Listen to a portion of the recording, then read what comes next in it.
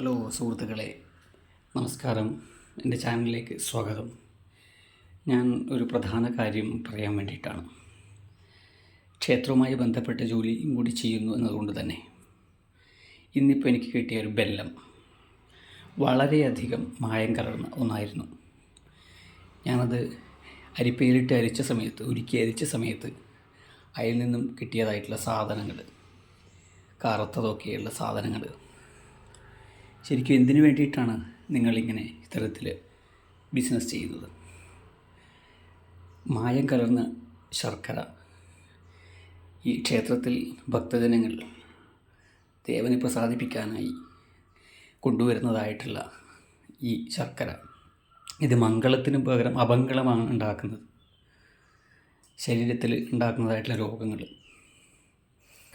അപ്പം ഇങ്ങനെയുള്ളതായിട്ടുള്ള ശർക്കരകളൊക്കെ ഉണ്ടാക്കി ജനങ്ങളുടെ ആരോഗ്യം നശിപ്പിച്ചിട്ടുള്ള പണസമ്പാദനം, അത് തെറ്റാണ് എന്ന് ഒരു തിരിച്ചറിവ് ഉണ്ടാക്കിയെടുത്താൽ നല്ലതാണ്.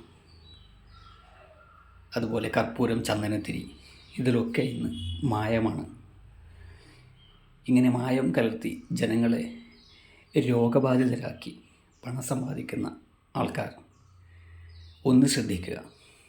ഇത്തരത്തിൽ പണം സമ്പാദിച്ചതുകൊണ്ട് നിങ്ങൾക്ക് ആദ്യമൊക്കെ നേട്ടമുണ്ടായിരിക്കും. പിന്നീട് അതിൻ്റെ ഭവിഷ്യത്ത് നിങ്ങൾ മാത്രമല്ല, നിങ്ങളുടെ തലമുറകളിലൂടെ അനുഭവിക്കും എന്നുള്ളത് തിരിച്ചറിയുക. മായമില്ലാത്തൊരു ലോകം, അതാണ് സ്വപ്നം. അതിനായി നമുക്ക് പ്രവർത്തിക്കാം.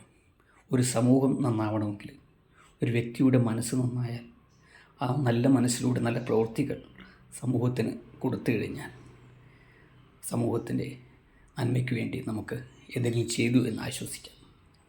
ദയവ് ചെയ്ത് ലോകത്തെ ഇങ്ങനെ മായം കലർത്തി പണം സമ്പാദിക്കരുത് ചില മനുഷ്യരെ എന്നാണ് എനിക്ക് പറയാനുള്ളത്.